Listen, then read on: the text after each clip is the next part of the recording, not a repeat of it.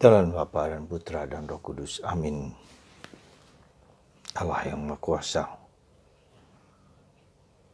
kirimkanlah Roh Kudus-Mu kepada kami semua, baik hamba-Mu ini dan semua orang yang mendengarkan.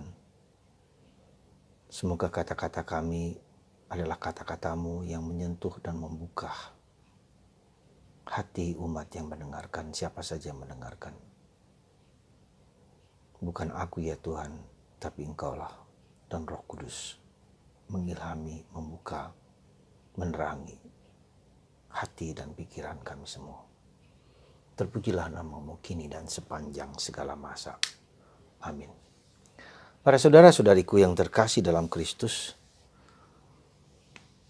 ketika Rasul mendapat tantangan untuk mewartakan Kristus, mereka dipenjara, tapi Tuhan mendampingi mereka.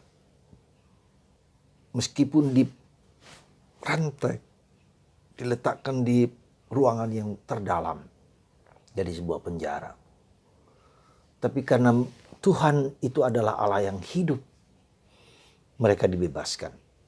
Ya. Dan akhirnya disitulah kemudian seorang sipir penjara dibaptis dan percaya kepada Kristus. Saudara, kita hidup menjadi Katolik itu harus percaya kepada Allah yang hidup, yang bekerja, yang hadir sekarang ini, saat ini. Bukan Allah yang historis dulu, historical Jesus, tapi Allah yang hidup, yang bangkit, yang mulia, yang sekarang ini hadir di sini. Itulah sebabnya kenapa seringkali kita sebagai orang Katolik tidak berani mewartakan, memberi kesaksian tentang Yesus. Karena mungkin kita tidak mengalami Allah yang hidup. Allah yang hadir, Allah yang nyata dalam diriku. Dan itulah yang menjadi kekuatan dari para rasul ketika mereka pergi kemana-mana ke seluruh dunia, diaspora kemana-mana. Karena mereka masih merasakan Yesus yang hidup, bukan Yesus yang mati, bukan Yesus yang kalah. Nah, itu mungkin yang membuat hidup kita menjadi kurang hidup. Mungkin karena kita tidak atau kurang atau belum bahkan mengalami Allah yang hidup. Mungkin kita masih ke dalam Allah yang masa lalu, Yesus yang dulu disalib, ya, yang historical Jesus. Mungkin seperti itu. Atau mungkin juga kita masih terlalu ritual, formal.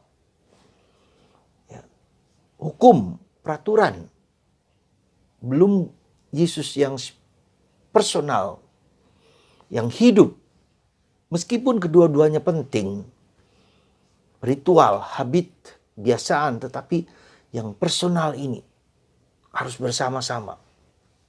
Nah, salah satu unsur penting di situ bagaimana orang menjadi begitu hidup, begitu bergairah adalah Roh Kudus. Dalam bacaan Injil hari ini, Yesus mengatakan, "Aku pergi kepada Bapa.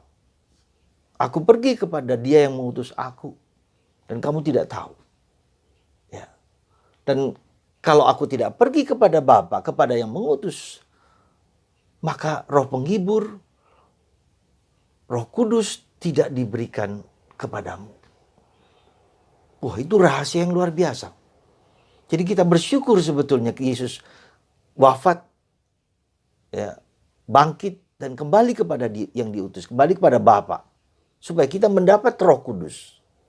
Roh Kudus itu siapa? Ya, Roh Kudus itu adalah Allah pribadi ketiga dari Bapa, Putra, dan Roh Kudus. Dalam relasi Tritunggal. Jadi yang menyatakan, yang sekarang memberitakan, yang sekarang mendampingi, yang maka dikatakan Yesus bahwa Roh Kudus itulah yang akan membuka siapa Yesus itu, siapa Bapa itu. Ya. Nah, maka ini menjadi suatu yang sangat penting bagi kita. Kalau kita ingin menjadi orang Katolik yang hidup, yang bersemangat, yang berenergetik, tidak bisa tidak harus mengalami Roh Kudus. Dan kita mohon, sudah dicurahkan kepada kita tetapi masih tersembunyi di dalam lubuk hati kita yang terdalam. Maka kita mohon sungguh-sungguh. Ya, karena dialah yang membuat pertobatan dalam Kisah Para Rasul. Kita melihat bagaimana Roh Kudus itu membimbing para rasul, membuka hati perempuan-perempuan, membuka hati Lydia, membuka siapa saja. Roh itu yang menggerakkan.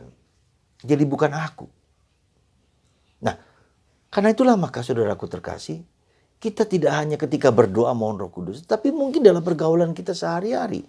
Mungkin suami dan istri, mungkin orang tua dan anak, mungkin keluarga ini dengan keluarga lain, atau pekerjaan, atau apapun. Mari kita mohon Roh Kudus itu ya, bekerja, hidup, dan kita mendengarkan menjadi pekat tajam. Kita mohon, sekali lagi mohon secara pribadi. Ya. Bukan hanya nanti pada waktu Pentakosta, betul kita akan merayakan itu, tapi mulailah dari sekarang. Ya. Saya harapkan Anda sadar dan kita sadar kembali peranan Roh Kudus dalam diri kita untuk apa tadi itu. Karena yang membuat orang itu hidup. Kita memperhatikan anak kita yang bandel, nakal, dan seterusnya, atau apapun gak mendengarkan kita. Kita mohon Roh Kudus itu menyentuh hatinya. Kita mohon Roh Kudus itu membuka hatiku sendiri. Bagaimana cara bergaul dengan orang yang seperti ini. Dengan anak-anak kita yang dablek. Atau dengan suami atau dengan istri, atau siapapun juga. Sekali lagi, Roh Kudus. Roh Kudus dan Roh Kudus. Nah, hari ini Yesus mengatakan itu kepada kita. Nah, ada 3 hal yang dikatakan Yesus di sini adalah bahwa Roh Kudus itu menginsafkan kita akan dosa. Dan kemudian yang kedua, kebenaran dan penghakiman. Dengan adanya Roh Kudus itu kita menjadi tahu dosa-dosa kita itu seperti apa. Dosaku dan dosa orang lain, kekeras kepalaan orang. Orang tidak mau mendengarkan suara Allah, tertutup, keras kepala, mau menang sendiri. Dosa itu. Ya. Lalu terjadi pertengkaran, perselisihan, konflik, atau banyak hal yang membuat orang tidak damai karena itu. Jadi Roh Kudus itu membuka sesuatu yang menyatakan kedamaian, ketenangan, ketentraman. Dan juga menunjukkan kepada kita dosa itu seperti apa. Ya, dosa melawan Roh Kudus. Yang kedua tentang kebenaran. Kebenaran mengatakan siapa? Bapa itu. Bahwa aku kembali kepada Bapa. Kebenaran tentang Allah Tritunggal Maha Kudus. Bahwa Yesus itu bukan hanya manusia. Yesus itu bukan hanya sekedar nabi. Yang menurut orang tertentu mengatakan Yesus hanya nabi, bukan Tuhan. Nih, Yesus lebih daripada nabi. Ya. Dia Tuhan, dia Allah. Dan ini suatu kebenaran yang tidak bisa kita gugat. Allah Tritunggal Maha Kudus. Kita punya pemahaman pengertian yang benar tentang Tritunggal dan penghakiman. Dikatakan di sini ya, penghakiman karena penguasa dunia ini telah dihukum. Maksudnya apa? Dengan kebangkitan Yesus, si iblis itu, si Lucifer itu sudah dipenjarakan. Nah, sudah dihakimi, sudah dikalahkan ya, oleh Yesus. Segala kuasa bertekuk lutut di bawah kaki Yesus. Ya. Itu nyata. Jadi kalau kita bersandar pada Yesus itu sudah tidak berkuasa lagi. Tetapi karena hati manusia lemah, hati manusia penuh dosa, maka dia bisa meminta bantuan dan dia terpengaruh godaan-godaan si iblis itu. Tapi dia sudah dihukum, sudah dikalahkan. Jadi saudaraku yang terkasih, apa yang mau saya katakan kepada Anda dan apa yang mau kita renungkan ini, maka mari saudaraku, Roh Kudus. Ya. Dalam segala hal, kita tidak perlu mengatakan tetapi batinku ketika kita mau menghadapi sesuatu, mulai kita berdoa. Ya. Roh yang dalam diriku, kata Paulus. Roh yang dalam Kristus yang membangkitkan Yesus dari mati itu, sekarang itu ada dalam diriku ini. Ya. Roh yang membangkitkan Yesus dari mati itu ada dalam diriku, dalam diri Anda, dalam diri semua orang. Maka yang perlu sekali lagi kita sadar adalah kesadaran. Ya. Mengulang terus-terusan. Ya. Ketika ada jalan buntu, jangan takut. Roh Kudus, Roh Kudus, Roh Kudus, Roh Kudus. Ya. Maka para saudaraku terkasih, mulailah sekarang, dari sekarang Anda dan kita semua mohon supaya Roh Kudus itu sungguh-sungguh membimbing, menuntun, menggerakkan, yang menggerakkan. Coba lihat ketika Pentakosta itu. Lahirnya gereja dengan Roh Kudus itu nanti kita rayakan pada hari Pentakosta. Menggerakkan semua lahir gereja. Pergi ke seluruh dunia. Ada suatu dorongan yang begitu powerful. Dan demikianlah kalau kita punya Roh Kudus. Ada daya yang luar biasa. Semoga Anda, kita semua, dan Anda yang mendengarkan ini harus tergerak hatinya. Dan ketika Anda mendengarkan itu dan tidak ada gerakan dalam hati, ketika roh yang dalam hati Anda tidak bergerak, ini hanyalah sekedar, ya mungkin pengetahuan. Dan tidak cukup orang secara intelektual tahu tentang iman. Iman harus tumbuh berkembang karena Roh Kudus. Semoga Anda digerakkan oleh Roh Kudus, kemanapun Anda berkarya untuk bersaksi tentang Yesus.